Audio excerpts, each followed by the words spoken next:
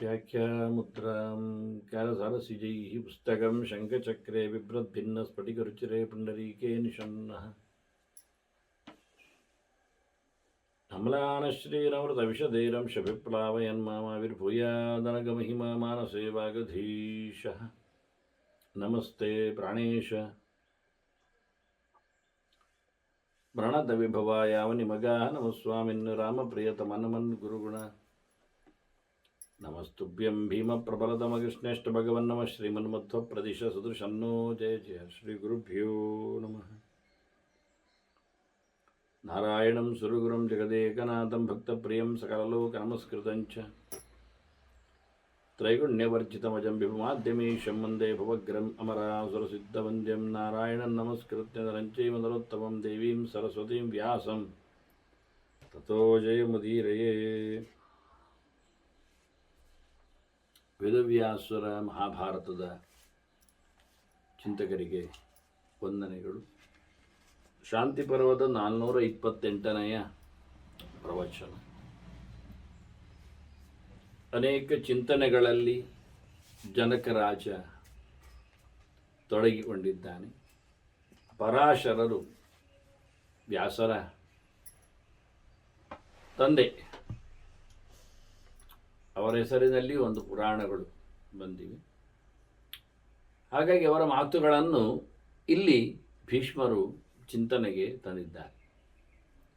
ಜನಕ್ಕೆ ಕೇಳುತ್ತಾನೆ, ಅಲ್ಲ, ಯಾವ ಕೆಲಸಗಳು ಒಳ್ಳೆಯದು ಮಾಡಲಿಕ್ಕೆ ಅಂತ. ಕಾನಿ ಧರ್ಮ್ಯಾಣಿ ಕಾರ್ಯಾಣಿ,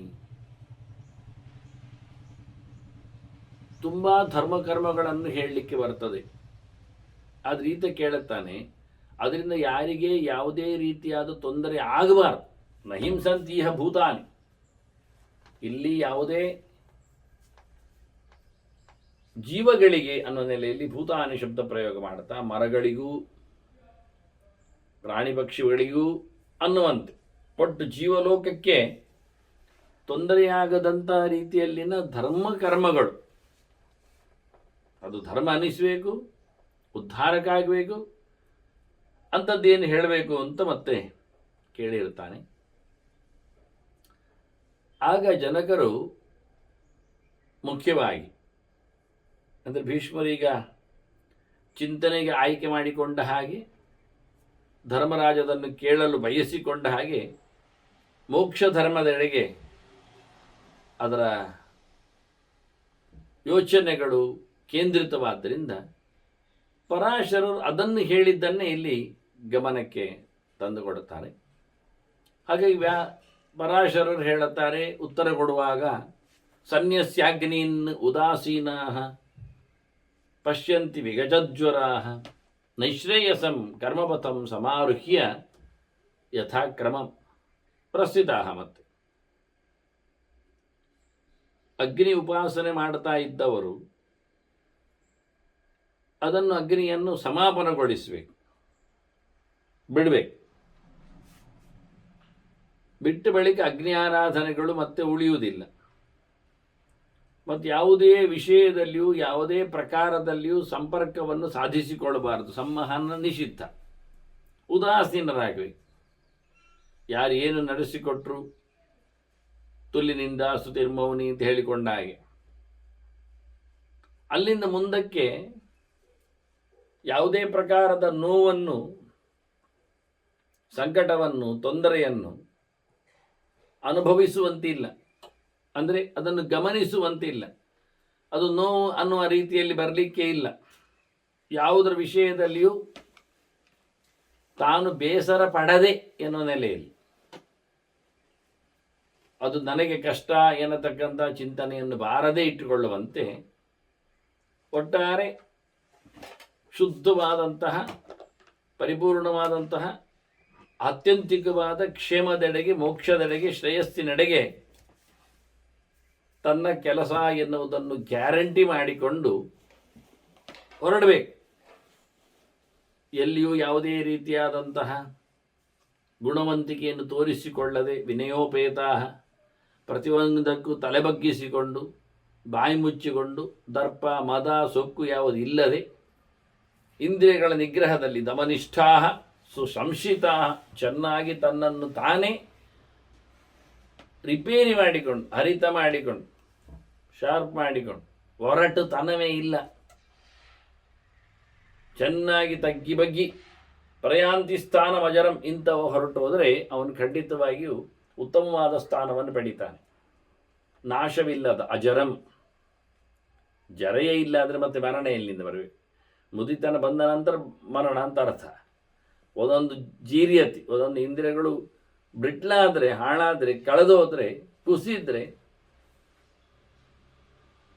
ಚ್ಯುತಿಯಾದರೆ ಅದು ಕೊನೆಗೆ ಸರ್ವನಾಶಕ್ಕೆ ಕಾರಣ ಅಂತ. ಅದೇ ಇಲ್ಲ ಅಂತಾನೆ. ಯಾವುದೇ ರೀತಿಯಾಗಿರತಕ್ಕಂಥ ಹಾನಿ ಇಲ್ಲದ ಸ್ಥಾನಕ್ಕೆ, ಮೋಕ್ಷಕ್ಕೆ ಆತ ತೆರಳುತ್ತಾನೆ. ಸರ್ವಕರ್ಮ ವಿವರ್ಜಿತಾ. ಹಾಗಾಗಿ ಎಲ್ಲ ಪ್ರಕಾರದ ಕರ್ಮವನ್ನು ಬಿಟ್ಟವರು. ಅಂದರೆ ಏನಾಯಿತು? ನಿತ್ಯ ಕರ್ಮವನ್ನು ಬಿಡಲಿಕ್ಕೆ ಬರುವುದಿಲ್ಲ ಅಂದಿದ್ದಾನೆ. ಹೇಗೆ ಅವನು ಬದುಕಬೇಕಲ್ಲ, ಹೇಳಿದ್ದಲ್ಲ, ಹೋಗ್ಲಿಕ್ಕೆ ಉಂಟಲ್ಲ ಅವನು. ಹಾಗಾಗಿ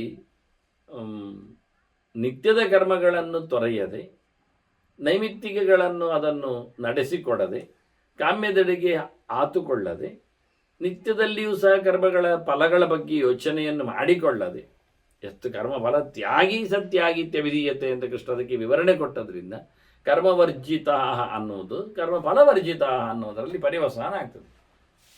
ಯಾಕೆಂದ್ರೆ ಬದುಕು ಉಸಿರಾಡು ಒಂದು ಕರ್ಮವೇ ಅಲ್ವಾ, ಬಿಡ್ಲಿಕ್ಕೆ ಬರ್ತದೆ. ಈ ರೀತಿಯಾಗಿ ಕರ್ಮದ ಫಲದ ಮೇಲೆ ಯಾವುದೇ ರೀತಿಯಾದ ಆಸಕ್ತಿಯನ್ನು ವಹಿಸಿಕೊಳ್ಳದೆ ತೆರಳಬೇಕು. ಇದು ಹೇಗೆ ಸಾಧ್ಯ? ಯಾರಿಗೆ ಸಾಧ್ಯ?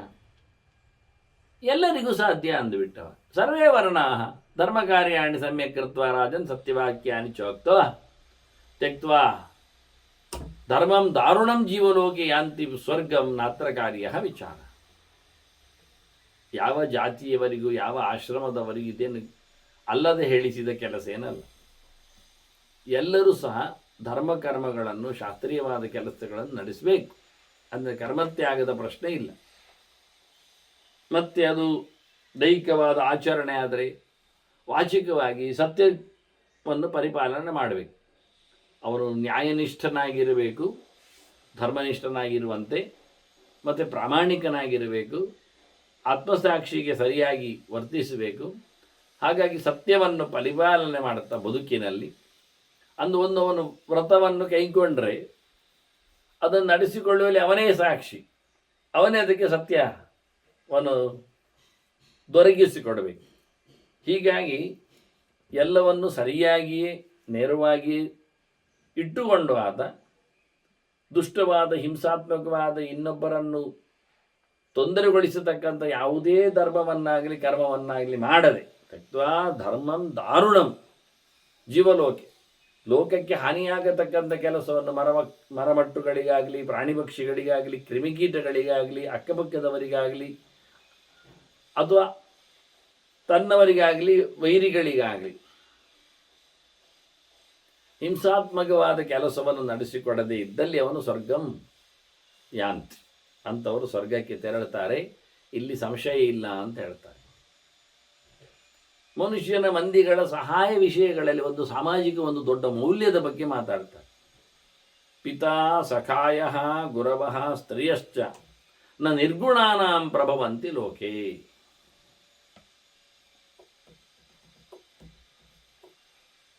ಗುಣ ಇಲ್ಲದವರು ಅಂದರೆ, ನಿರ್ಗುಣರು ಅಂದರೆ ದೋಷವುಳ್ಳವರು ಅಂತ ಅರ್ಥ.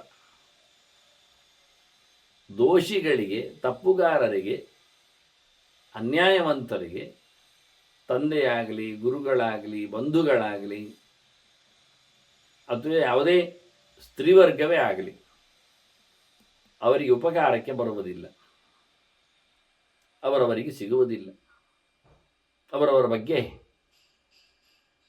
ಅನುಗ್ರಹಕ್ಕೆ ಪಾತ್ರರಾಗುವುದಿಲ್ಲ. ಹಾಗಾಗಿ ದೋಷನಿಷ್ಠನಿಗೆ ಉಳಿದವರೆಲ್ಲ ವಿರೋಧಿಗಳಾಗ್ತಾರೆ. ಅದು ನಮ್ಮನ್ನು ನಾವು ರಿಪೇರಿ ಮಾಡಿಕೊಳ್ಳಬೇಕು, ನಿರ್ದೋಷಿಗಳನ್ನಾಗಿಸಬೇಕು, ಗುಣವಂತರನ್ನಾಗಿಸಬೇಕು.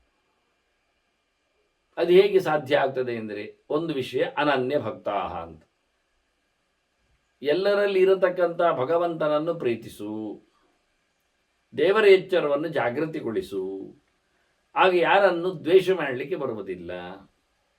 ಹಾಗಂತ ಪ್ರೀತಿ ಮಾಡಲಿಕ್ಕೆ ಹೋದರೆ ಅವರು ತಮಗೆ ಸಿಗ್ತಾರೆ, ದೇವರು ಸಿಗ್ತಾರ? ಅದು ವಿಷಯ ಸತ್ಯ.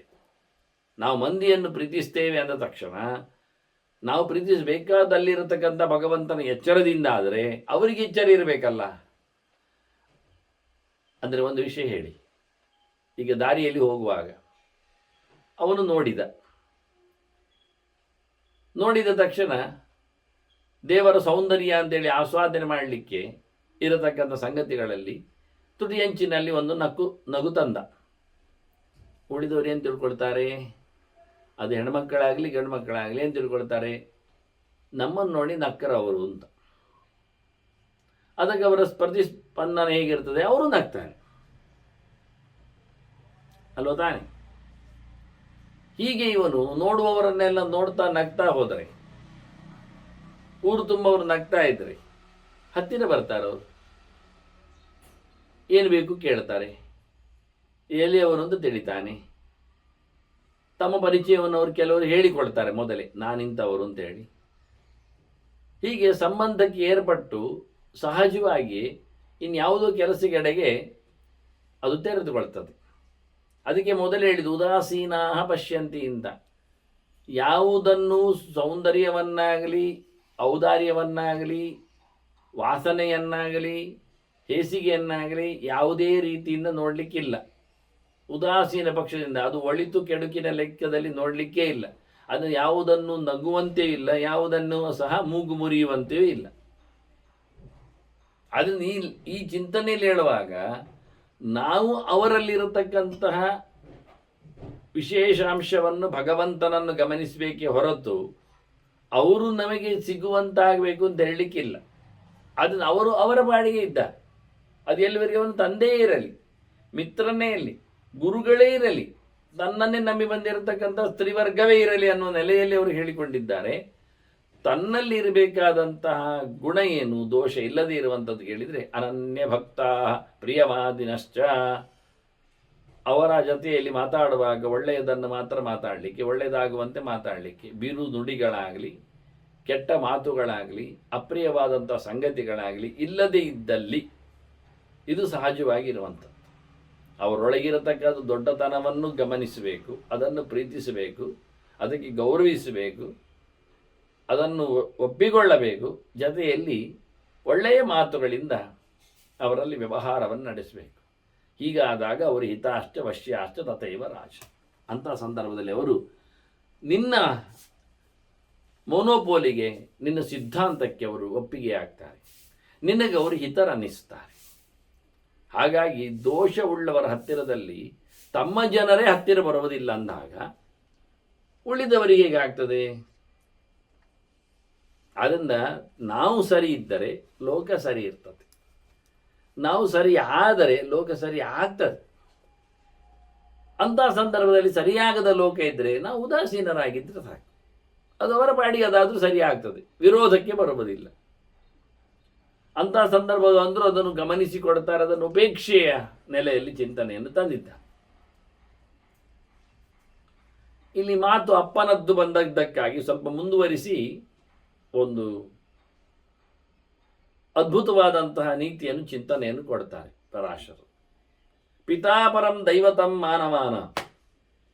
ತಂದೆ ಮನುಷ್ಯರಿಗೆ ಭಾರಿ ದೊಡ್ಡ ಸಂಗತಿ, ದೊಡ್ಡ ದೇವರು ಹೇಳಿಕೊಂಡಾಗೆ. ಅಲ್ಲ, ಅಮ್ಮ ಇದ್ದಾಳಲ್ಲ, ಹೆತ್ತವಳಲ್ವ, ಗುರುಕುಲಕ್ಕೆ ಕಲಿತು ಹೊರಟವ ಕೊನೆಗೆ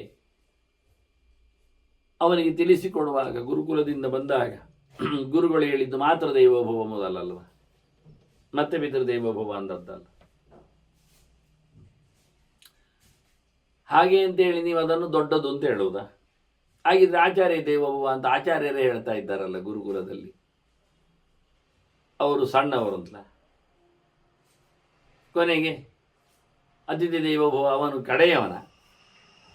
ನಿಜವೇ ಅತಿಥಿ ದೊಡ್ಡವಲ್ವಾ ಎಲ್ಲಕ್ಕಿಂತ ಮಿಗಿಲು. ಅತಿಥಿ ಬಂದವ ಅವನು ಹೇಳದೆ ಕೇಳದೆ ಬಂದವ ದೊಡ್ಡ ಸಂಗತಿ ಯೋಗ್ಯನಾಗಿದ್ದಾಗ. ಆಚಾರ್ಯ ಅತಿಥಿಗಿಂತ ನಂತರದಲ್ಲಿ, ಮತ್ತೆ ತಂದೆ, ಮತ್ತೆ ತಾಯಿ ಕಡೆಯಲ್ಲಿ. ಹೀಗಾಗಿ ಆಚಾರ್ಯ ಮತ್ತು ತಂದೆ ಒಟ್ಟು ಬಂದಾಗ ಯಾರಿಗೆ ಮೊದಲು ನಮಸ್ಕಾರ ಮಾಡಲಿಕ್ಕೆ?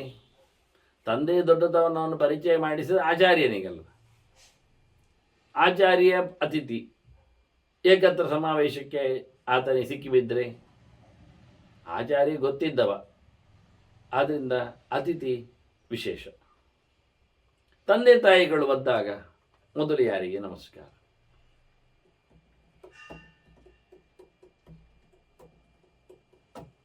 ಹುಟ್ಟಿದವನಿಗೆ ಮೊದಲು ಸಿಕ್ಕಿದ್ದು ಅಮ್ಮ,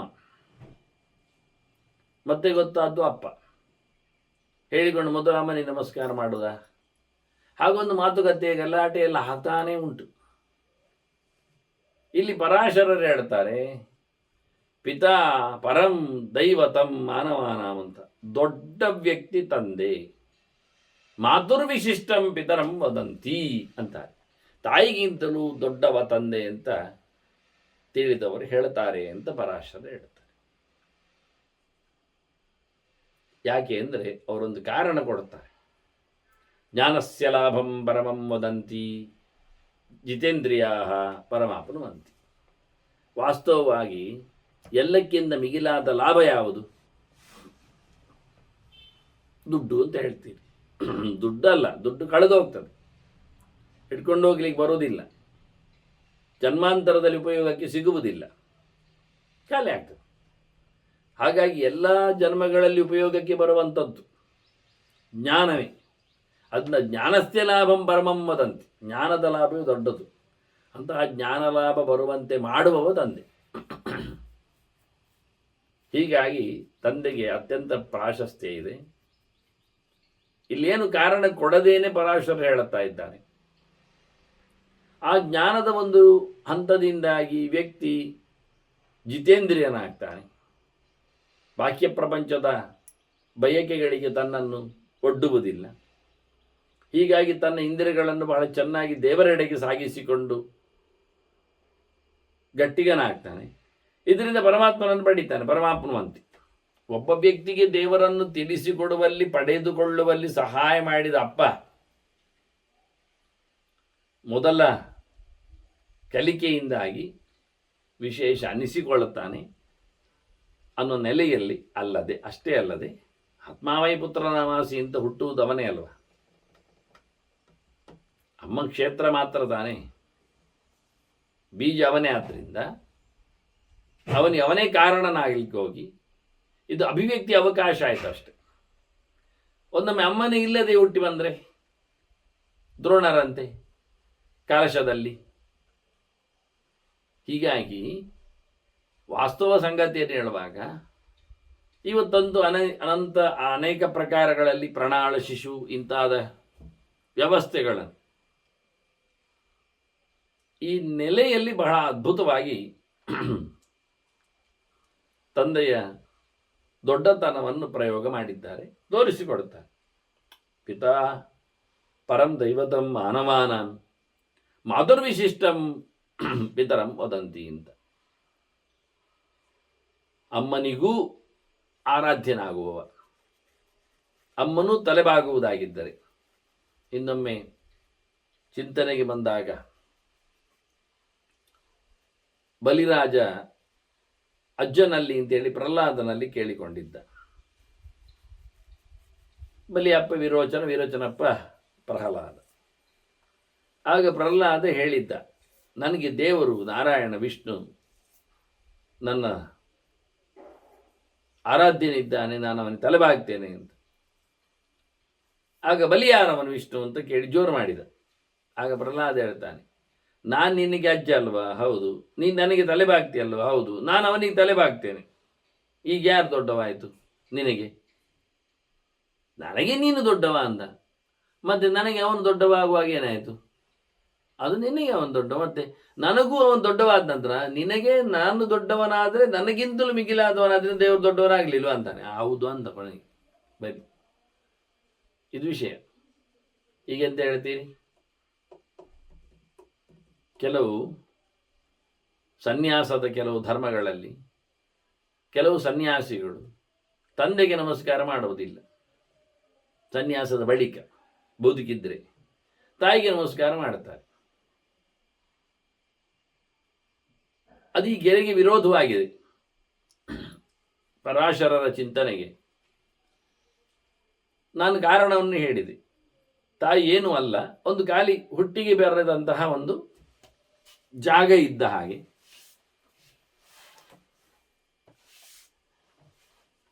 ಪಿತಾ ಪರಂ ದೈವತಂ ಮಾನವಾನ ಮಾತುರ್ವಿಶಿಷ್ಟಂ ಪರಮಂ ವದಂತಿ ಅಂತಾನೆ. ಹೇಳುತ್ತಾರೆ ಅಂತ ಹೇಳುವುದರಿಂದ, ಹೇಳುಗರನ್ನು ಅವನು ಕೋಟ್ ಮಾಡುವುದರಿಂದ ಹೇಳುಗರೇನು ತಪ್ಪಿನವರಲ್ಲ. ಋಷಿಗಳು ಆಗಲಿ ದೇವತೆಗಳಾಗಲಿ ಇವರೇ ತಾನೆ ಹೇಳುವವರೊಂದು. ದೇವತೆಗಳಿಂದ ಕಮ್ಮಿಯವರು ಋಷಿಗಳು, ಋಷಿಗಿಂತ ಮಿಗಿಲಾದವರು ದೇವತೆಗಳು. ಇನ್ನೇನಿದ್ರು ಮನುಷ್ಯರನ್ನು ಹೇಳಬೇಕು. ಆದರೆ ಇದು ಮನುಷ್ಯ ಲೋಕದಲ್ಲಿ ಅಂತ ಹೇಳಿಬಿಟ್ಟವು, ಮಾನಮಾನಾಮಂದ ಮನುಷ್ಯರಿಗೆ ಅಂತ.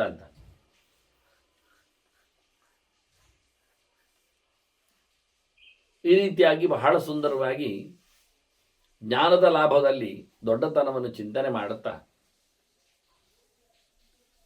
ಇದು ಜ್ಞಾನಿಗಳಿಗೆ ಬ್ರಾಹ್ಮಣರಿಗೆ ಎಂದು ಚಿಂತನೆ ಕೊಟ್ಟರೆ ಕ್ಷತ್ರಿಯರ ಕಥೆ ಎಂಥದ್ದು. ಅದೇ ಕ್ಷತ್ರಿಯರ ಬಗ್ಗೆ ಒಂದು ವಾಕ್ಯವನ್ನು ಹೇಳ್ತಾನೆ ಪರಾಶರು.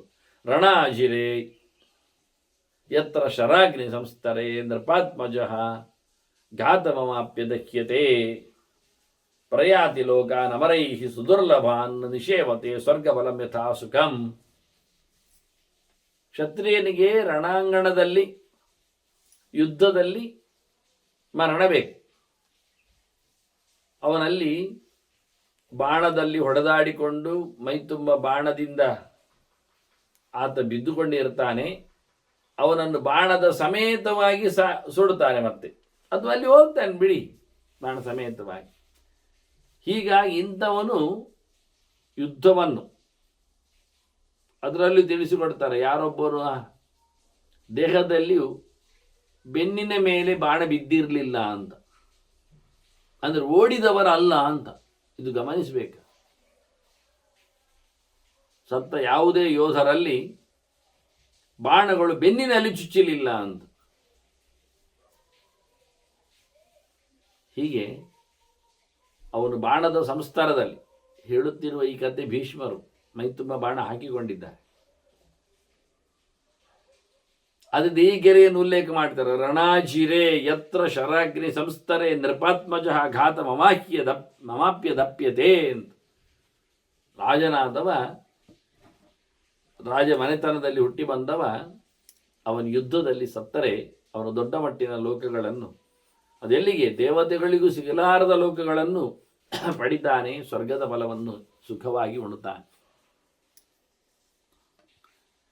ಯುದ್ಧ ರಂಗದಲ್ಲಿಯೂ ಕೆಲವರಿಗೆ ಹೊಡಿಲಿಕ್ಕಿಲ್ಲ. ಅಂಥವರನ್ನೊಂದು 10 ಜನರನ್ನು ಗಮನಿಸ್ತಾನೆ, ತಿಳಿಸಿಕೊಡ್ತಾನೆ ಪರಾಶರ. ಶ್ರಾಂತಂ ಭೀತಂ ಭ್ರಷ್ಟಶಸ್ತ್ರಂ ರುದಂತಂ ಪರಾಂಗುಕಂ. ಆಯಾಸಗೊಂಡಿದ್ದಾನೆ, ಅವನಿಗೆ ಹೊಡೆಯುವುದಲ್ಲ. ಅವನು ಸೆಂಕಿ ಬಿಡ್ತಾ ಇದ್ದಾನೆ, ವಿಶ್ರಾಂತಿಗೆ ಕೂತಿದ್ದಾನೆ. ಈಗ ಸಿಕ್ಕಿದೆಯಲ್ಲ ಹೊಡೆದು ಬಿಡ್ತೇನೆ, ಇಲ್ಲ. ಹಾಗೆ ಹೆದರಿದ್ದಾನೆ, ಎಂತ ಮಾಡೋದು ಗೊತ್ತಾಗ್ತಾ ಇಲ್ಲ. ಅಂಥವನಿಗಿಲ್ಲ. ಭ್ರಷ್ಟ ಶಸ್ತ್ರಂ, ಕೈಯಲ್ಲಿ ಆಯುಧಗಳಿಲ್ಲ, ಎಲ್ಲ ಖಾಲಿಯಾಗಿದೆ, ಕಳೆದೋಗಿದೆ. ಅಂದವನಿಗೆ ಆರಾಮಾಯಿತು ಅಂತ ಹೊಡೆಯುವುದಲ್ಲ. ರುದಂತಂ, ಅಳ್ತಾ ಇದ್ದಾನೆ, ಬೊಬ್ಬೆ ಹೊಡಿತಾ ಇದ್ದಾನೆ, ಇಲ್ಲ. ಪರಾಂಗುಕಂ, ಹಿಂದೆ ಓಡಿದ್ದಾನೆ, ಈಗ ಯುದ್ಧ ಮಾಡ್ತಾ ಇಲ್ಲ. ಅಂಥವನಿಗಿಲ್ಲ ಹೊಡಿಲಿಕ್ಕೆ. ಪಾರಿಭಾರೈಶ್ಚ ಹೀನಂ, ಕವಚಗಳೆಲ್ಲ ಇಲ್ಲ, ಕಳೆದೋಗಿದೆ, ಮುರಿದೋಗಿದೆ. ಶಿರಸ್ತ್ರಾಣ ಇಲ್ಲ, ಹಾಗೆ ಅಂಗುಲಿತ್ರಾಣ ಇಲ್ಲ, ಎಂಥದ್ದು ಇಲ್ಲ. ಕೈಗಾಲುಗಳಿಗೆ ಬೇಕಾದಂತಹ ಪ್ರೊಟೆಕ್ಷನ್, ಶೀಲ್ಡ್. ಅಂಥವನಿಗೆ ಹೊಡಿಬಾರ್ದು. ಅನುದ್ಯಂತಂ, ಇನ್ನು ರೆಡಿ ಆಗಲಿಲ್ಲವ, ಹೊಡಿತೇನೆ ಅಂತ ಹೇಳಲಿಲ್ಲ. ಕವಚ ತೊಟ್ಟಿದ್ದಾನೆ, ಇರಲಿ. ಅಳತಾ ಇಲ್ಲ, ಹೌದು, ಹಿಂದೆ ಹೋಗಲಿಲ್ಲ, ಆದರೆ ನಾನು ರೆಡಿ ಅಂತ ಹೇಳಲಿಲ್ಲ. ಅದಕ್ಕೆ ಶಂಕ ಊದಿ ರೆಡಿ ಹೇಳು, ಸಿಗ್ನಲ್ ಕೊಡಲಿಲ್ಲ. ರೋಗಿಣ, ಅವನಿಗೆ ರೋಗ ಉಂಟು, ಯಾವುದೋ ಪ್ರಕಾರದ ಶಾರೀರಿಕವಾಗಿ ಜರ್ಜರಿತನಾಗಿರ್ಬೋದು, ಮಾನಸಿಕವಾಗಿ ರೋಗಿಯಾಗಿರ್ಬೋದು. ರೋಗಿಯ ಜೊತೆಯಲ್ಲಿ ಹೋರಾಡುವುದೆಂಥದ್ದು. ಯಾಚಮಾನ, ದಮ್ಮೆ ಆಗ್ತಾ ಇದ್ದಾನೆ, ಬೇಡ ಹೊಡಿಬೇಡ, ದಮ್ಮೆ ಹೊಡಿಬೇಡ ಅಂಥವ್ನು ಹೊಡಿದೆಂದು ಇಲ್ಲ ಅಂತ. ನಮೈ ಹಿಂಸ್ಯಾತ್, ಇನ್ನೊಂದು ಕೂಡಿಸುವುದಾಗಿದ್ದರೆ ಬಾಲವೃದ್ಧೋಚ ರಾಜನ್, ಮತ್ತು ಮಕ್ಕಳಿಗೆ ಹೊಡಿಲಿಕ್ಕಿಲ್ಲ. ಅವರು ಅಳ್ತಾ ಇಲ್ಲ, ಹೊಡಿಯ ಹೊಡಿಯ ಹೇಳ್ತಾ ಇರ್ಬೋದು, ಕವಚ ಎಲ್ಲ ಕಟ್ಟಿಕೊಂಡು ನಿಲ್ಬೋದು. ಮಕ್ಕಳ ಜೊತೆಯಲ್ಲಿ ಹೋರಾಟ ಮಾಡುವ, ವೃದ್ಧರ ಜೊತೆಯಲ್ಲಿ ಹೋರಾಟ ಮಾಡುವ, ಇದು ಕ್ರಮ. ಇಷ್ಟು ಹೋರಾಟದಂಗಳದ ಕೆಲವು ಮಾತುಗಳನ್ನು ಚಿಂತನೆಯನ್ನು ತಂದು,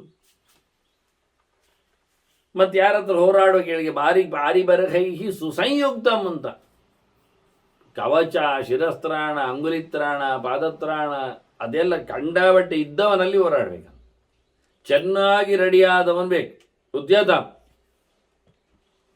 ಮತ್ತೆ ಹೋರಾಟದಲ್ಲಿಯೂ ತುಲ್ಯತಾಂಗತ, ಸಮಾನರಲ್ಲಿ ಹೋರಾಡಬೇಕ್ರಿ. ತನಗಿಂತ ಸಣ್ಣ ಮಟ್ಟಿನ ಹೋರಾಟವನ್ನು ಕೊಡುವವನಲ್ಲಿ ಹೋರಾಡುವುದಲ್ಲ. ಪದಾತಿಗಳಲ್ಲಿ ಸರಿ, ಮತ್ತೆ ರಥದವರು ರಥದಲ್ಲಿ ಸರಿ, ಕುದುರೆಯವರು ಕುದುರೆಯಲ್ಲಿ ಸರಿ, ಆನೆಯವರು ಆನೆಯಲ್ಲಿ ಸರಿ. ಅದು ಹೊರತುಪಡಿಸಿ ಆನೆಯ ಹೋಗಿ ಪದಾತಿಗಳ ಹತ್ರ ಹೋರಾಟ ಮಾಡಿದರೆ ಅದು ಸಮ ಆಗಲಿ. ರಥದವನು ಅವನು ಪದಾತಿ ಹತ್ರ ಬಂದರೆ ಅಥವಾ ಕುದುರೆ ಹತ್ರ ಹೋದರೆ ಚೆನ್ನಾಗಲಿ. ಹಾಗಾಗಿ ಅವರವರಿಗೆ ತುಲ್ಯವಾದ ಒಬ್ಬ ಬಿಲ್ಲು ಬಾಣದಲ್ಲಿ ಹೋರಾಟ ಮಾಡ್ತಾ ಇದ್ದಾನೆ, ಅವನಲ್ಲಿ ಕತ್ತಿ ತಗೊಂಡು ಓಡಿದರೆ ಅಥವಾ ಗದೆ ಹಿಡಿದು ಬಡಿಲಿಕ್ಕೆ ಬಂದಿದ್ರೆ, ಹಾಗೆ ಸಮಾನವಾದಂತಹ ವ್ಯವಸ್ಥೆ ಬೇಕು. ತುಲ್ಯತಾಂಗತ ಅತಿಕ್ರಮೇತ್ತನ್ ನೃಪತಿ, ಹೀಗೆ ಸಮಾನನಾದವನಲ್ಲಿ ಅವನು ಯುದ್ಧಕ್ಕೆ ತಯಾರಿದ್ದಲ್ಲಿ ಎಲ್ಲ ಬೇಕಾದಂತಹ ಕವಚಗಳನ್ನು ತೊಟ್ಟಲ್ಲಿ ಅಂಥವನಲ್ಲಿ ಯುದ್ಧವನ್ನು ಮಾಡಿ ಅವನನ್ನು ಜಯಿಸಬೇಕು, ಅವನಿಗಿಂತ ಮಿಗಿಲಾದ ಪೌರುಷವನ್ನು ತೋರಿಸಬೇಕು. ಇದು ಕ್ರಮ. ಸಂಗ್ರಾಮೇ ಕ್ಷತ್ರಿಯಾತ್ಮಜಂ, ಹೋರಾಟದಲ್ಲಿ ಕ್ಷತ್ರಿಯನ್ ಬೇಕು ನಮಗೆ. ಮತ್ತು ಬೇರೆಯವನನ್ನು, ಅವನು ಕ್ಷತ್ರಿಯರಲ್ಲದವನನ್ನು ನಾವು ಹೋರಾಟಕ್ಕೆ ನಿಲ್ಲಿಸುವುದಲ್ಲ. ಹಾಗಾಗಿ ಅರ್ಜುನ ಹೋರಾಟಕ್ಕೆ ಬಂದಾಗ ಕರ್ಣನಲ್ಲಿ ಹೋರಾಟಕ್ಕೆ ನಿಲ್ಲಿಲ್ಲ, ಅವ ಸೂತ ಅಂತೇಳಿ. ಮತ್ತು ಹಾಗಾದರೆ ಭೀಷ್ಮರು, ದ್ರೋಣರು ಇವರೆಲ್ಲ ಮತ್ತೆ ಕರ್ಣ ಮಹಾಯುದ್ಧದಲ್ಲಿ ಬಂದಲ್ಲ ಕೇಳಿದರೆ, ಅದು ಆಗ ಆಪದ್ಧರ್ಮ ಅನ್ನುವ ಅರ್ಥದಲ್ಲಿ ಬರಬೇಕು. ಮತ್ತು ಕ್ಷತ್ರಿಯನಿಗೆ ಒಮ್ಮೊಮ್ಮೆ ಬ್ರಾಹ್ಮಣಾದಿಗಳು ಯುದ್ಧಕ್ಕೋಸ್ಕರ ಸೆಡೆದು ನಿಂತರೆ, ಅಡ್ಡವಾಗಿ ಬಂದರೆ ಹೊಡಿಬಹುದು ಅಂತ ಉಂಟು. ಬ್ರಾಹ್ಮಣಾದಿಗಳಿಗೂ ಸಹ ಆಪತ್ತುಗಾಲದಲ್ಲಿ ಅಸ್ತ್ರವನ್ನು ಹಿಡಿಬಹುದು ಅಂತ, ಶಸ್ತ್ರವನ್ನು ಹಿಡಿಬಹುದು ಅಂತ ಉಂಟು. ಅದನ್ನ ಕೌರವರ ರಕ್ಷಣೆ ಆಪತ್ತುಗಾಲ ಅಂತ ಹೇಳಿಕೊಂಡು ಭೀಷ್ಮಾದಿಗಳು ಬಂದದ್ದು. ಪಾಂಡವರು ಧರ್ಮಕ್ಕಾಗಿ ಹೋರಾಟ ಇದು ಕೊಡಬೇಕಾದ ಪಾಲನ್ನು ಕೊಡ್ತಾ ಇಲ್ಲ, ಹಾಗಾಗಿ ಅದಕ್ಕೆ ಪ್ರೊಟೆಕ್ಷನ್ಗೆ ಬಂದವರನ್ನು ಬಡಿತೇವೆ ಹೇಳಿಕೊಂಡವರು ಸಹ ಸರಿಯಾಗಿ ಧರ್ಮವನ್ನು ಅವಲಂಬಿಸಿಕೊಂಡು ಹೊಡೆದರು. ಹಾಗಾಗಿ ಯಾರದ್ದು ಧರ್ಮ ಆಯಿತು? ಭೀಷ್ಮಾದಿಗಳದ್ದು ರಾಜ್ಯದ ರಕ್ಷಣೆ ಎನ್ನತಕ್ಕ ಧರ್ಮ ಅಲ್ಲ. ಅವರೇ ನಿಂತು ಮೊದಲಿಗೆ ಪಾಂಡವರಾದಿಗಳಿಗೆ ಅರ್ಧ ರಾಜ್ಯವನ್ನು ಕೊಟ್ಟವರು. ಈಗ ಕೊಡಬೇಕಾದ್ದು ಸರಿ ಎನ್ನುವುದನ್ನು ಕೃಷ್ಣನ ಪಕ್ಷದಲ್ಲಿ ಇಟ್ಟುಕೊಂಡು ಹೌದು ಅಂತ ಹೇಳಿದ್ದಾರೆ. ಬೇರೆ ಮತ್ತೆ ಯಾಕೆ ಬಂದಿದ್ದಾರೆ? ಅದೇ ಅಧರ್ಮವನ್ನು ಅವಲಂಬಿಸಿದ್ದಾರೆ ಅಂತಲೇ ಅರ್ಥ.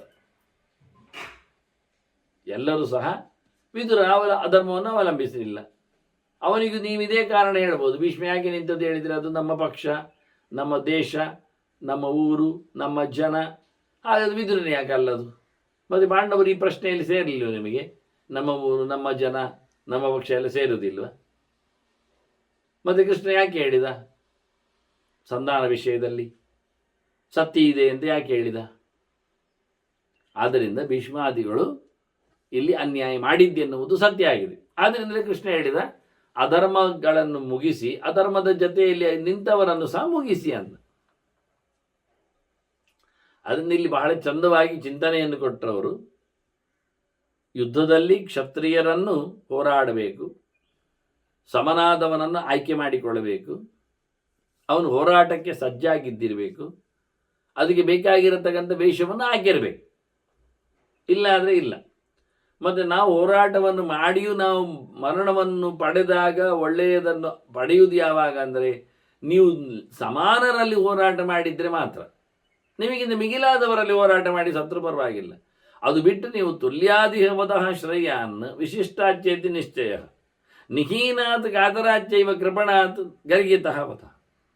ನಿಮಗಿಂತ ಕಮ್ಮಿ ಹೋರಾಟ ಮಾಡುವವನಲ್ಲಿ ನೀವು ಸತ್ತರೆ ಹಾಳಾಗಿ ಹೋದ್ರಿಂದ ಅರ್ಥ. ಆದದ್ದು ಹೋಗಿ ರಥದಲ್ಲಿ ಹೋರಾಡುವವ ರಥಿಕ, ಮಹಾರಥಿಕ ಹೋಗಿ ಪಾದಾತಿಯಲ್ಲಿಯೋ ಕುದುರೆಯವನಲ್ಲಿಯೋ ಅವನು ಸತ್ತರೆ ಅವನು ಹೇಸಿಗೆವ.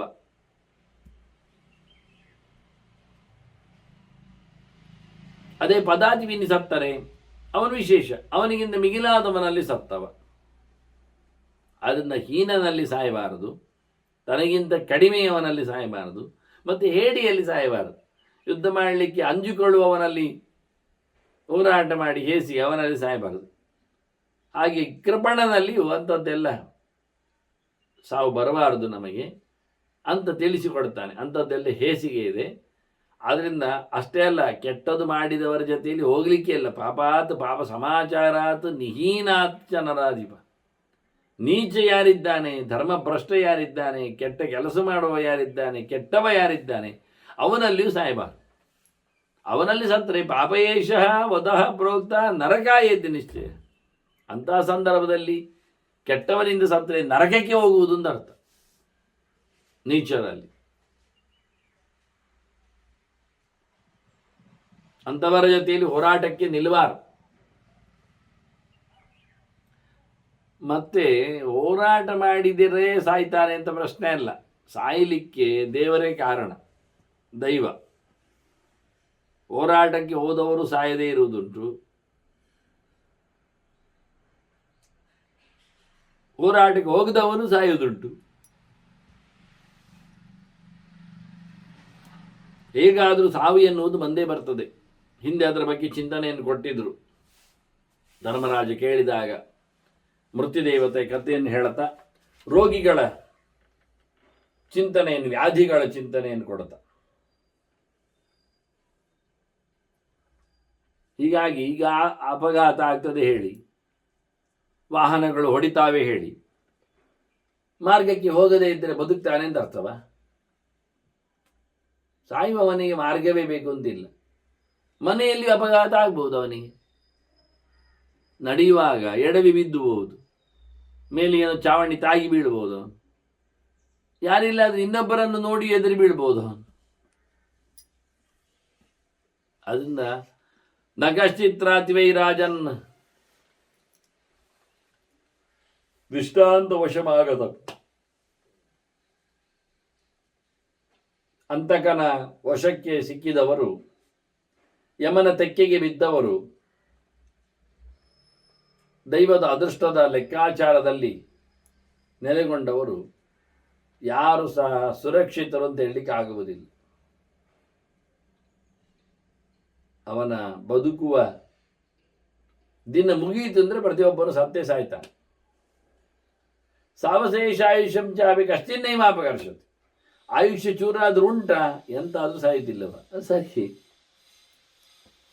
ಎಂತ ಮಾಡಿದರೂ ಯಾರಿಂದಲೂ ಅವನನ್ನು ಮುಗಿಸ್ಲಿಕ್ಕೆ ಆಗುವುದಿಲ್ಲ. ಯಾಕಿದ್ರೆ ಅವನಿಗೆ ಆಯುಷ್ಯ ಗಟ್ಟಿ ಉಂಟು. ಎಂತಾದ್ರೂ ಬದುಕುವುದಿಲ್ಲ, ಯಾಕೆ ಏನಾದರೂ ಕೇಳಿದರೆ ಅವನ ಆಯುಷ್ಯ ಹೋಗಿದೆ. ಅಂದ ದೇವರೇ ಅಂದರೆ ದೈವವೇ, ಅದೃಷ್ಟವೇ ಅವನನ್ನು ಹೇಳ್ತದೆ ಹೊರತು ಇನ್ಯಾವುದೂ ಕಾರಣ ಅಲ್ಲ.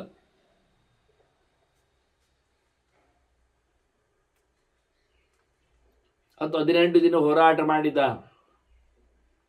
ಮಂದಿಗಳು ಪ್ರತಿನಿತ್ಯ ಬದುಕಿದ್ದು ಉಂಟು, ಹೊರಟವರು ಬಾರದೇ ಇದ್ದದ್ದು ಉಂಟು. ಇದೆಲ್ಲ ಇವತ್ತು ತಪ್ಪು ಪ್ರಚಾರದಲ್ಲಿರುವಂತೆ ವಿಷಯ ಅಲ್ಲ. ಅದೇನು ಕೇಳಿದರೆ, ಅದು ಉಡುಪಿಯಿಂದ ರಾಜರು ಬಂದು ಹೋರಾಟದಲ್ಲಿ ಸೇರಲಿಲ್ಲಂತೆ ಕುರುಕ್ಷೇತ್ರಕ್ಕೆ. ಅದು ಯಾಕೆ ಅಂದರೆ ಅವರಿಗೆ ಅಡುಗೆ ಮಾಡಲಿಕ್ಕೆ ಬರ್ತದಂತೆ ಅಷ್ಟೇ. ಅದು ಉಡುಪಿಯ ರಾಜರು ಅಡುಗೆ ಮಾಡ್ತಾ ಇದ್ರು ಅಂತ ಅರ್ಥವ? ಇರಲಿ, ಅವನು ಹೇಳಿಕೊಡುವ ರೀತಿ. ದಿನ ಸೈನಿಕರಿಗೆ ಅವರೇ ಅಡುಗೆ ಮಾಡೋದಂತೆ, 2 ಕಡೆಯವರಿಗೆ. ಇದೆಲ್ಲ ಮಹಾಭಾರತದಲ್ಲಿ ಇಲ್ಲದ ಸಂಗತಿಗಳನ್ನು ಅವರು ಹೇಳೋದು.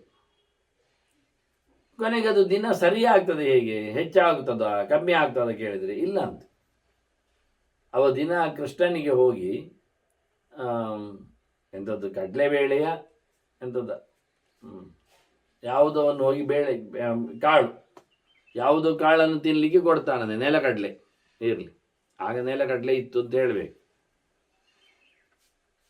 ಆಗ ಅವನು ಅದನ್ನು ತಿಂತಾನಂತೆ. ನೆಲಗಡಲೆಯನ್ನು ಒಂದಿಷ್ಟು ತಂದು ಹಾಕಿದರೆ ಎಷ್ಟು ತಿಂತಾನೆ ಅಷ್ಟು 1000 ಜನ 3 ದಿನ ಇಲ್ಲ ಆಗ್ತಾನಂತೆ. ಮತ್ತೆಷ್ಟು ಬಿಡ್ತಾನವ ನೆಲಗಡಲೆ. ಹೀಗೆ ಪ್ರತಿನಿತ್ಯ ಅಡುಗೆಯೋ ತಂದು ಹಾಕುವುದಂತೆ ನೆಲಗಡಲೆ. ಹಾಗಾದರೆ ಅವನು ಲೆಕ್ಕ ಮಾಡಿ ತಂದಿದ್ದಾನೆ ಅಂತ ಅರ್ಥ. ಕೃಷ್ಣ ತಿಂದು ಉಳಿದದ್ದು ಅವನು ಯೋಚನೆ ಮಾಡ್ತಾನಂತೆ, ಮರುದಿನ ಅಷ್ಟು 1000 ಜನಕ್ಕೆ ಕಮ್ಮಿ ಅಡಿಗೆ ಮಾಡಿ ಹಾಕುದಂತೆ. ನಾವು ಮೊದಲೇ ಯುದ್ಧ ಆಗುವ ಮುಂಚೆ ಕೇಳಿದ್ದೇವೆ ಏನೆಲ್ಲ ಆಗಿದೆ ಅಂತ. ಎರಡೂ ಕಡೆಯಲ್ಲಿ ಡೇರೆಗಳನ್ನು ಕಟ್ಟುವಾಗ ಅರಮನೆಯ ಎಲ್ಲ ವ್ಯಕ್ತಿಗಳು ಬಂದಿದ್ದಾರೆ, ಅಡುಗೆಯವರು, ಪಾತ್ರೆಯವರು, ವ್ಯವಸ್ಥೆಯವರು ಎಲ್ಲ ಬಂದಿದ್ದಾರೆ. ಹಾಗಾಗಿ ಪ್ರತಿನಿತ್ಯ ಅಲ್ಲಿ ಬೇಕಾದ ಹಾಗೆ ಊಟದ ವ್ಯವಸ್ಥೆಗಳನ್ನು ಅವರವರ ಡೇರೆಗಳಲ್ಲಿ ಅವರವರು ಮಾಡಿಕೊಂಡಿದ್ದಾರೆ. ಅವರವರ ಡೇರೆಗಳಲ್ಲಿ ಕೈಕಾಲು ಮುರಿದವರಿಗೆ ಅವರವರು ಚಿಕಿತ್ಸೆಯನ್ನು ಕೊಟ್ಟುಕೊಂಡಿದ್ದಾರೆ. ಅವರವರ ಡೇರೆಗಳಲ್ಲಿ ಅವರವರು ಹೋರಾಟ ಮುಗಿಸಿ ಬಂದವರು ರಿಫ್ರೆಶ್ ಆಗ್ತಾರೆ, ಮಸ್ತಿ ಮೋಜಿ ಮಾಡ್ತಾರೆ, ಎಲ್ಲ ಆಗಿದೆ, ಎಲ್ಲ ಅಲ್ಲಿದೆ ವ್ಯವಸ್ಥೆಗಳು. ಹಾಗೊಂದು ಸರ್ತಿ ದುರ್ಯೋಧನ ಕೈಕಾಲೆಲ್ಲ ಮುರಿದುಕೊಂಡು ಬಂದವ ಭೀಷ್ಮಾಚಾರ್ಯರಲ್ಲಿ ದಿವ್ಯೌಷಧಗಳನ್ನು ಹಾಕಿಕೊಂಡು ಹೋಗಿದ್ದಾನೆ. ಆದ್ರಿಂದ ಮತ್ತೆ ಊಟಕ್ಕೆ ಬರುವುದು ಇವರು ಹೇಳಿದಾಗೆ ಬಿಡಿಯಾದ ತಕ್ಷಣ ಊಟ ಹಾಕ್ತಾರೆ, ಅದೆಲ್ಲ ಕ್ರಮ ಅಲ್ಲ. ಯೋಧರು ಎಷ್ಟೊತ್ತಿಗೆ ಬಂದು ಏನು ತಿಂತಾರೋ ಹೇಗೆ ಹೋಗ್ತಾರೋ.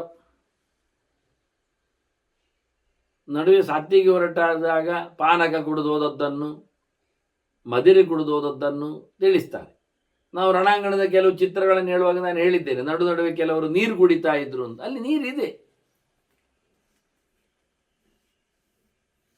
ತೀರ್ಥಗಳು, ಸರೋವರಗಳು ಎಲ್ಲ ಇವೆ ಕುರುಕ್ಷೇತ್ರದಲ್ಲಿ. ಅಲ್ಲಲ್ಲಿ ನೀರು ಬೇಕು ಅಂತ ಹೇಳ್ತಾ ಪ್ರಾಣ ಬಿಟ್ಟವರ ಕಥೆಯನ್ನು ನಾವು ತಿಳಿಸಿದ್ದೇವೆ. ಅರ್ಜುನನ ಕುದುರೆ ನೀರು ಕುಡಿಬೇಕು ಅಂತ ಹೇಳಿ ಕೃಷ್ಣ ಮತ್ತೆ ಅದಕ್ಕೊಂದು ವ್ಯವಸ್ಥೆ ಮಾಡಿಕೊಂಡು ನೀರು ಕುಡಿಸಿದ್ದಾನೆ. ಅವನೇ ಬಾಣದಲ್ಲಿ ನೆಲವನ್ನು ಅಗೆದು ತೆಗೆದೆಲ್ಲ ಅರ್ಜುನ ಮಾಡಿಕೊಟ್ಟು. ಹೀಗಾಗಿ ಯಾರು ಯುದ್ಧದಲ್ಲಿ ಮಧ್ಯದಲ್ಲಿ ಊಟಕ್ಕೋಸ್ಕರ ಮಧ್ಯೆಯಲ್ಲಿ ಬೇಡಿಬಿಟ್ಟಾಯಿತು ಅಂತೇಳಿ ಓಡುವುದು, ಮಧ್ಯೆಯಲ್ಲಿ ನಿಲ್ಲಿಸಿ ಎಲ್ಲ ಮಾಡಲಿಲ್ಲ. ಅವರವರ ಪಾಡಿಗೆ ಅವರವರು ತಿನ್ನುವುದು, ಹೊರಡಾಡುವುದು ಎಲ್ಲ ಮಾಡಿದ್ದಾರೆ. ಆದ್ರಿಂದ ಇದು ಲೆಕ್ಕ ಪಕ್ಕ ಎಲ್ಲ ಪ್ರಶ್ನೆ ಅಲ್ಲ. ಅಲ್ಲಿ ಆದ ತಕ್ಷಣ ಖಾಲಿ ಆದ ತಕ್ಷಣ ಮಾಡಿಕೊಡ್ತಾರೆ. ಅವರವರ ಡೇರೆ ಒಂದೊಂದು ವ್ಯವಸ್ಥೆ ಕೂಡಿ ಮಾಡಿದ್ದಾರೆ. ಯಾರು ಎಲ್ಲಿ ಹೋಗಬೇಕು ಅದಕ್ಕೆ ಬೇಕಾದಂತಹ ಬಾವುಟಗಳನ್ನು, ಗುರುತುಗಳನ್ನು, ಲಕ್ಷಣಗಳನ್ನೆಲ್ಲ ಕೊಟ್ಟಿದ್ದಾರೆ. ಹಾಗಾಗಿ ಅವರವರ ಪಾಡಿಗೆ ಅವರವರು ಎಲ್ಲೆಲ್ಲಿ ವ್ಯವಸ್ಥೆ ಉಂಟು ಅದನ್ನು ಮಾಡಿಕೊಂಡಿದ್ದಾರೆ. ಇದರಲ್ಲಿ ಯಾವುದೇ ಸುದ್ದಿ ಊಟದ್ದಾಗಲಿ ಉಡುಪಿದ್ದಾಗಲಿ ಇಲ್ಲವೇ ಇಲ್ಲ. ಅಷ್ಟೇ ಅಲ್ಲ, ಅದು ತಪ್ಪದು, ಆಗುವುದೂ ಅಲ್ಲ. ಹೇಸಿ ಇಬ್ರೊಟ್ಟಿಯಾಗಿ ಊಟ ಹಾಕಿದ್ದು ಅಲ್ಲ. ಇದೆಲ್ಲ ಎಂಥದೋ ಎಡಬಿಡಂಗಿಗಳೆಲ್ಲ ಸೇರಿಸಿ ಅದನ್ನು ಪ್ರಚಾರ ಮಾಡಿ ಹಾಳು ಮಾಡ್ತಾರೆ. ವಾಸ್ತವವಾಗಿ ಒಟ್ಟು ಸಾಧನೆ ಮಾಡದಂತೆ ತಪ್ಪು ಪ್ರಚಾರ ಮಾಡಿಕೊಂಡು ಜನರನ್ನು ಕೆಡಿಸಿ ಒಂದಿಷ್ಟು ಪಾಪ ಸಾಧನೆ ಮಾಡಿಕೊಳ್ಳುವುದಷ್ಟೇ ಬಂದವರು. ಹೀಗೆ ಆಯುಷ್ಯ ಇದ್ದವನು ಎಂದಾದ್ರೂ ಹೋಗ್ಲೇಬೇಕಲ್ಲ ಅಂತಾರೆ.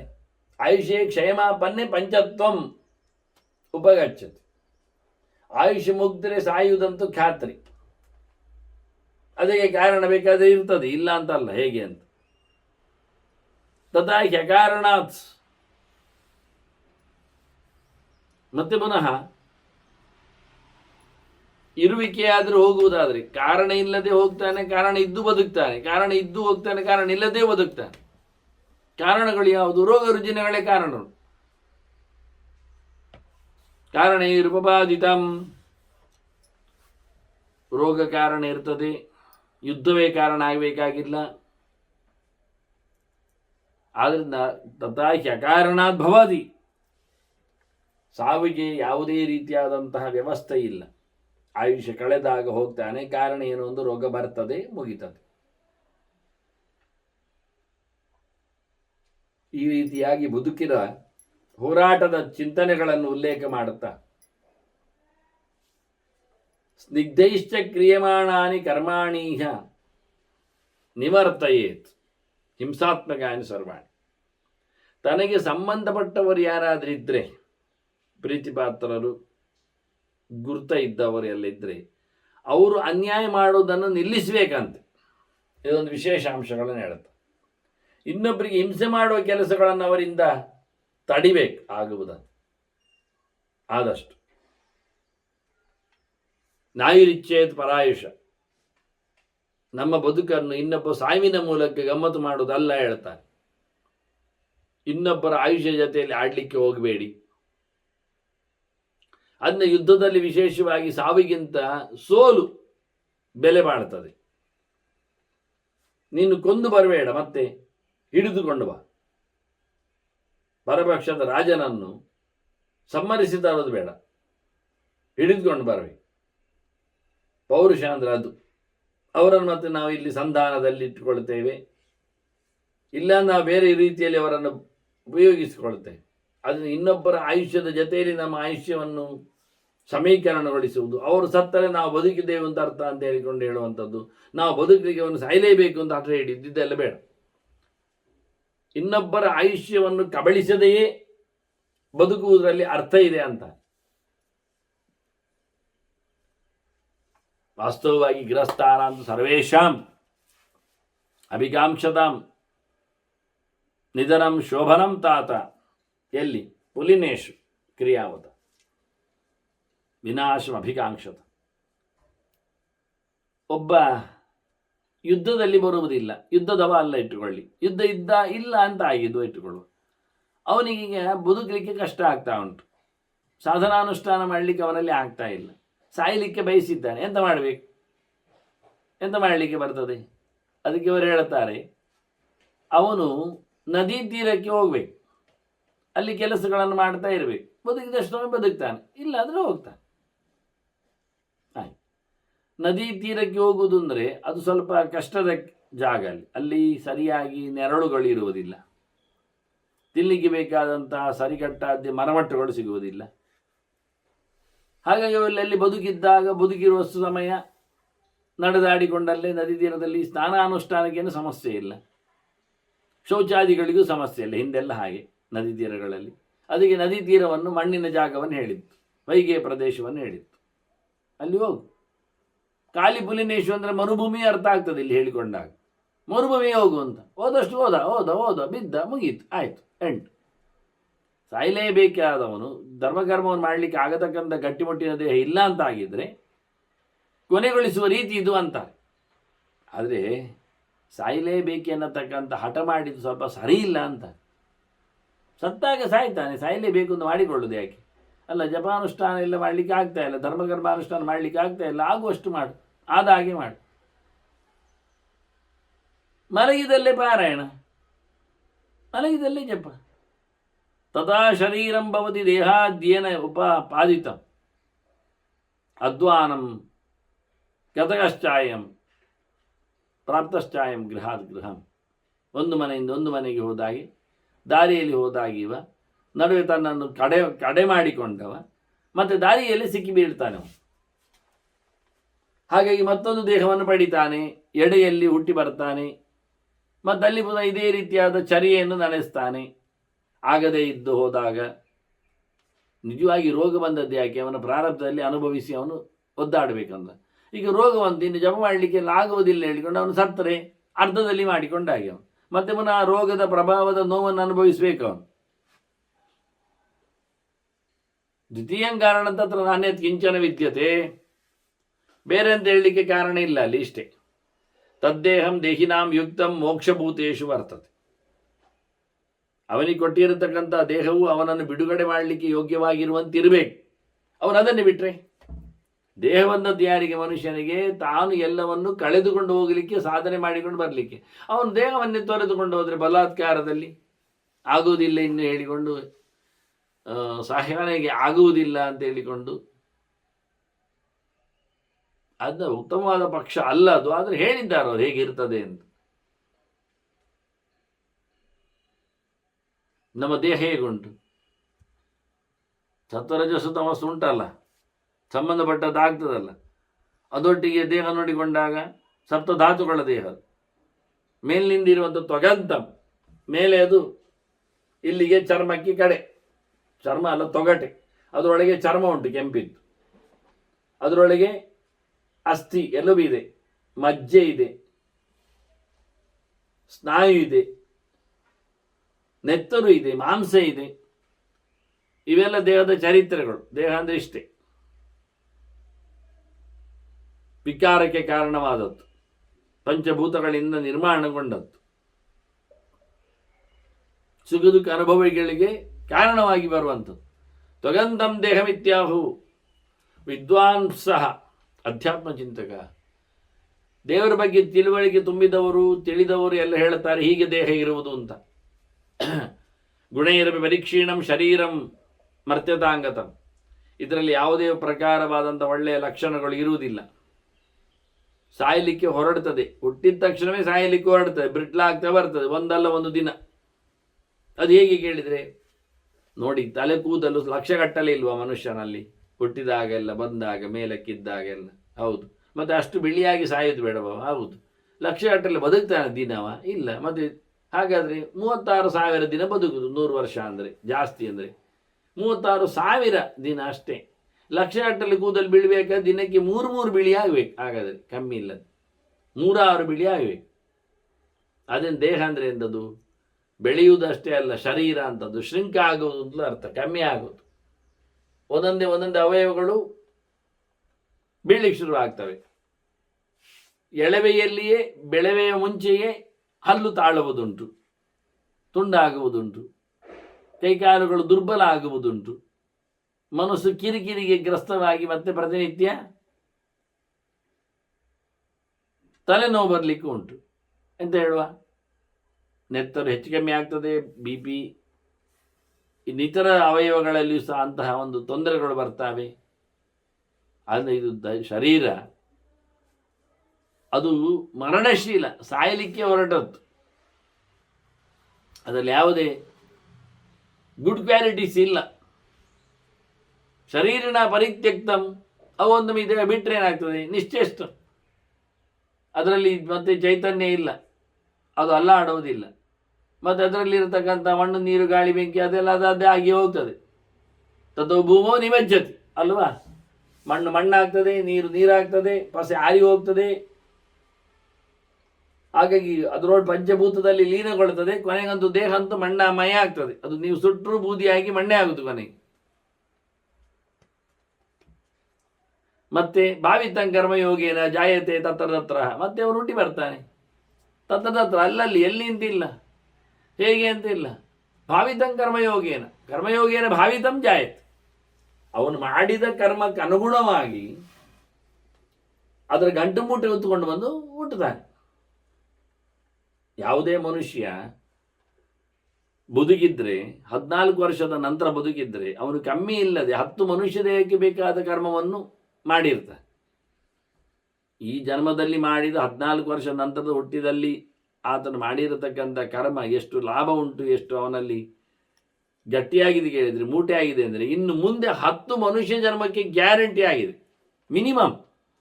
ಮತ್ತೆ ಎಷ್ಟು ಮನುಷ್ಯ ಜನ್ಮ ತೆಗಿಬಹುದು? ಅದು ಮನುಷ್ಯ ಅಲ್ಲದೆ ಇನ್ನು ಪ್ರಾಣಿ, ಪಕ್ಷಿ, ಕ್ರಿಮಿ, ಕೀಟ, ಮರ, ಒಟ್ಟು ಅದೆಲ್ಲ ಬೇರೆ. ಅದು ಲೆಕ್ಕ ಹೇಳಲಿಲ್ಲ. ಅದನ್ನ ಮನುಷ್ಯನ ಕರ್ಮದ ತಂತ್ರಗಳು ಎಷ್ಟು ಜೋರಿವೆ ಹೇಳ್ತಾರೆ. ಅದಕ್ಕೆ ಅನುಗುಣವಾಗಿ ಅವನು ಹುಟ್ಟಿ ಬರ್ತಾನೆ. ಆಯಿತು, ಇಲ್ಲಿ ಬಂದ, ಅಲ್ಲಿ 10 ತೆಗೆದ ಅಂದರೆ, ಅಲ್ಲಿ 10ರಲ್ಲಿ 1ರಲ್ಲಿ ಹುಟ್ಟಿ ಬಂದಾಗ ಮನುಷ್ಯ ದೇಹವನ್ನು ಅದು ಪಡೆದಿದ್ದರೆ 14 ವರ್ಷದ ನಂತರಲ್ಲಿ ಮತ್ತೆ ಪುನಃ ಮನುಷ್ಯ ದೇಹವನ್ನು 10ರ ನಂತರ ಜಾಸ್ತಿ ಪಡಿತಾನೆ. ಮುಗಿಯುವುದಿಲ್ಲ. ಇದರ ಎಡೆಯಲ್ಲಿ ಪ್ರಾಣಿಗಳ ದೇಹ ಬೇರೆ ಉಂಟೇ ಉಂಟು. ಆದ್ದರಿಂದ ಭಾವಿತಂ ಕರ್ಮಯೋಗೇನ ಜಾಯತೆ ತತ್ರ ತತ್ರ ಅಂದರೆ, ತತ್ರ ತತ್ರ ಅಂದರೆ ಅಲ್ಲಲ್ಲಿಂದ ದೇಶ ವಿಶೇಷ ಮಾತ್ರ ಅಲ್ಲ, ಅಲ್ಲಲ್ಲಿ ಜಾತಿಗಳಲ್ಲಿ, ಯೋನಿಗಳಲ್ಲಿ, ಮರಮಟ್ಟ ಆಗಲಿ, ಪ್ರಾಣಿ ಪಕ್ಷಿ ಆಗಲಿ, ಎಂಥದ್ದು ಎತ್ತದಾ ಭವಂತಿ ತತ್ತದಾ ಭವಂತಿ ಅಂತಾರೆ. ಏನು ಮಾಡಿದ್ದಾನ ಹಾಗೆ.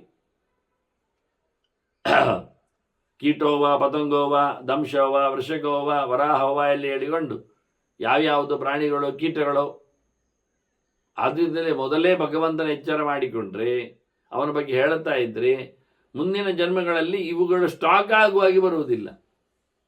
ಹುಟ್ಟಿ ಸತ್ತವನಿಗೆ ಸ್ಟಾಕ್ ಆಗುವಾಗಿ ಸೇರುವುದಿಲ್ಲ, ಅದು ಮೊದಲೇ ಆಗ್ತದೆ. ಹಾಗಾಗಿ ಶುದ್ಧವಾದ ಕರ್ಮಗಳನ್ನು ನಡೆಸು, ಬಂಧಕ ಆಗುವ ಕರ್ಮವನ್ನು ಮಾಡಬೇಡ, ಬಿಡುಗಡೆಗೆ ಕರ್ಮವನ್ನು ಆಯ್ಕೆ ಮಾಡಿಕೊ ಅನ್ನೋ ನೆಲೆಯಲ್ಲಿ ಬಹಳ ಚಂದವಾಗಿ ಶರೀರ ಧರ್ಮಗಳ ಕರ್ಮದ ಚಿಂತನೆಯನ್ನು ಕೊಟ್ಟರು. ಇನ್ನು ಪರಾಶರರು ಮುಂದೆ ಕರ್ಮದಿಂದ ಆಗತಕ್ಕಂಥ ದೇಹದ ವೈಶಿಷ್ಟ್ಯಗಳ ಬಗ್ಗೆ ಹೇಳಲಿಕ್ಕಿದ್ದಾರೆ. ಮತ್ತೆ ಕೇಳುವ ವಂದನೆಗಳೊಂದಿಗೆ ಶ್ರೀಕೃಷ್ಣ ನಾರಾಯಣ ನಾರಾಯಣ.